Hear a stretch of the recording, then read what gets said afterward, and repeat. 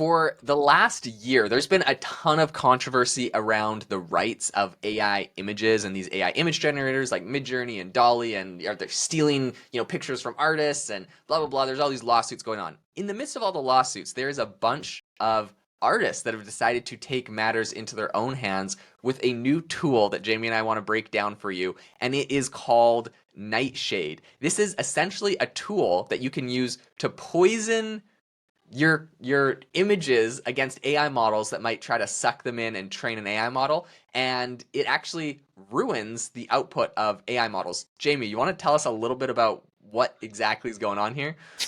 Yeah, so there's some companies out there like I know Adobe where they take the high road.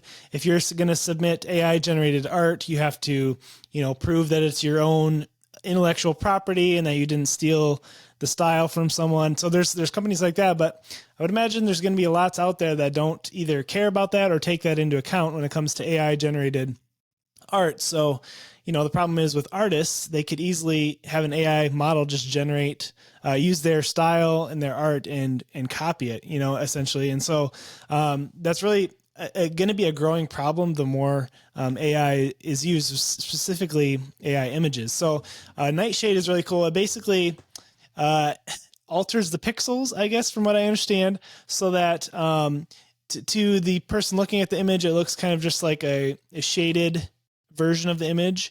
It's not a watermark, but basically what it will do is scramble it for AI models so that it can't be copied. So, Jaden, what do you think about this? Do you have any technical?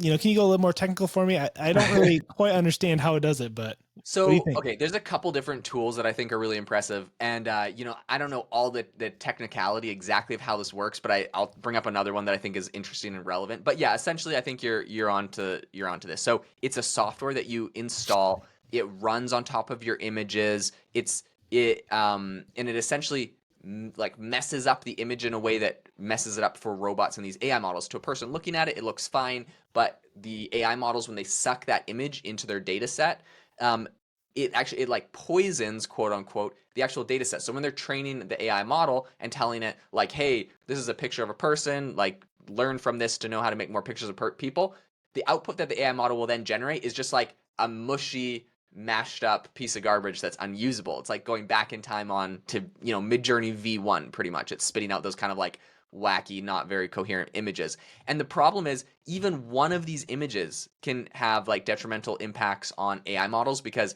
it can use this like morphed, messed up pixels and mess it up. So if depending on like a keyword, right? So like if it sucked in an image related to like a duck and then someone wants to generate an image of a duck, it could mess up that output, but it won't mess up the output of all the images. But the problem is the problem for AI companies, a lot of artists are fighting back by running Nightshade on all of their art.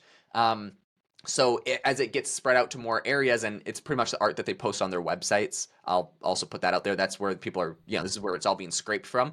And the big problem is people are like, well, if you don't want your image to be scraped and included, just put like an do not crawl like txt file on your website. But the problem is then you also won't be included in Google search results. So that would kill any artist's career. So they need to be crawled, but they don't want to be included in the AI models of like Midjourney and everyone else. So they run this on there, and as more of them proliferate, eventually, if you just had your content scraped from the web and there was a million of these things in your image data set, it would mess up a lot of the images that are coming out. So that's kind of the overview. Now, something that's interesting, there's another company that has been doing something similar. In fact, I think Google's working on some of these.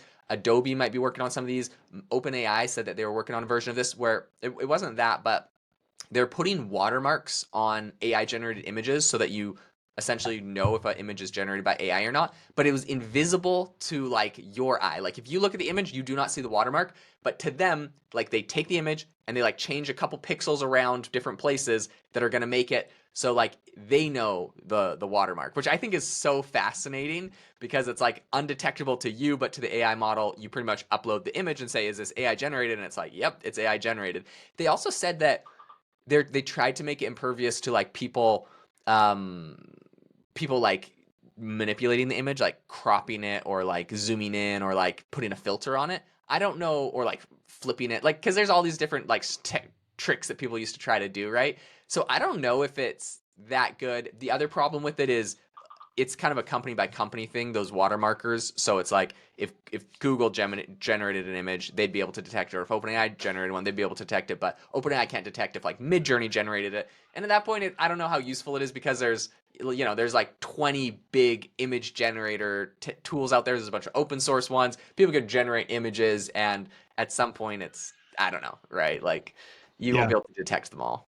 I mean, this tool though may be overlooked, but I feel like there's going to be huge use case for this going forward for artists specifically, or really anyone putting content out on the internet. And something a lot of people forgot about that only happened that was a big thing about a year ago is the whole NFT space, where you have crypto coming in, and it's basically you have the non-fungible token of something. So, I guess I could see, as far as art in the future goes, using a combination of Nightshade for artists to protect their work. And then if you want to buy the original to use it for, a digital asset for your company, you'd have to buy the NFT or something. I don't know where it's going to go, but I feel like, especially with AI generation now, there's going to be a necessary need a need for a lot of these tools moving forward, and so That's it. I wouldn't overlook this. That is a great point. It's beyond just like digital art, like, oh, Midjourney trained and it can generate like my style of like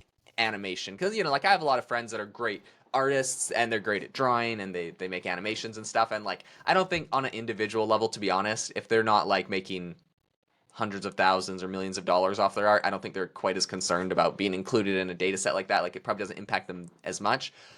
But I think the point that you bring up about like the NFTs, where we literally had art that was turned into a commodity, is such an interesting topic. It's interesting because this is nothing new. People are always trying to steal it, but like imagine, for example, if Midjourney trained on Bored Ape's Yacht Club's collection of NFTs, and then you could just go there and get it to generate a Bored Ape Yacht Club style NFT, like anything you want, and Exactly. all of a Yeah. sudden you could go launch your own collection that's in parallel to theirs without ever having to hire an artist. It just automatically generates. I'm sure, like, Bored Ape Yacht Club wouldn't like that, so they need a tool like Nightshade to try to like block against that.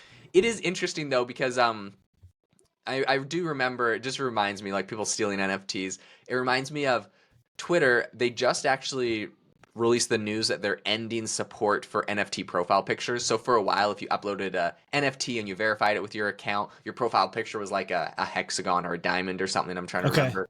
Yep. And then it's like, oh, it's like their profile picture is a real NFT, and it was like, this like prestigious thing. I think they're ending it because NFTs largely all crashed in value and we're all just kind of scams. I don't know, Yep. maybe that triggers somebody, but that's kind of my own opinion on that.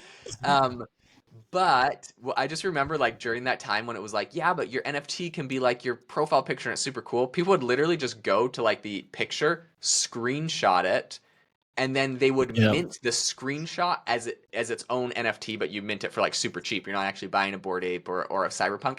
And then you just like verify your screenshot to your Twitter account. So it literally, like, you got like a Cyberpunk or a Bored Ape as your like verified NFT profile picture, but it's literally just a screenshot that you minted for like a couple $100 instead of having to pay like $1 million for it. So Wow. like, at the end of the day, I don't.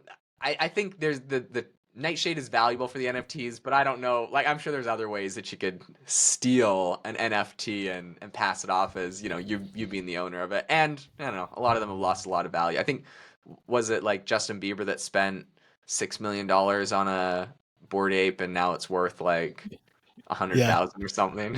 I think so. Yeah. I mean, you do bring up a good point. I mean, with Nightshade, I feel like their value could explode if they could somehow use that same image protection against screenshots, or something like that, for people who pay for their service or something. Sorry, my Alexa Yeah. or something, but yeah, So all in all, I think it's a cool tool. If I was an artist, I probably would be using it. Whether it made an impact or not, I think I would just want to stick to the man a little bit. And to your point, there are some companies, Adobe in general, that's actually paying for art included in AI models. I think this is the way forward. I think you just got to pay a licensing fee. People are happy to make money. That's the reason why a lot of them are creating art. I guess a lot of people get mad at me saying like they're just doing it because they're artists and it makes them happy. But like, if they're mad that you're making money off of it, it's because they're not making money off of it. So the solution is just pay a licensing fee, do what Adobe's doing. And I think it'll be interesting if like a company like Midjourney ends up doing something like that. But who knows, because they really have already scraped like the entire internet. So they've already, I don't know how they could ever Too pay late for that. licenses. Yeah. Yeah, there's a lot of content. But in any case, I think this is a cool tool, and there's ways that it's definitely helping people protect their art and their investments. So it's kind of cool. Thank you so much for tuning into the podcast today. If you liked it, make sure to leave us a review on Apple Podcasts or Spotify or wherever you listen to your podcast. Drop us a comment. We read them all, and we love to know what you hear about the podcast. Let us know if there's anything else you want to hear about on here. But we hope that you all have an amazing rest of your day.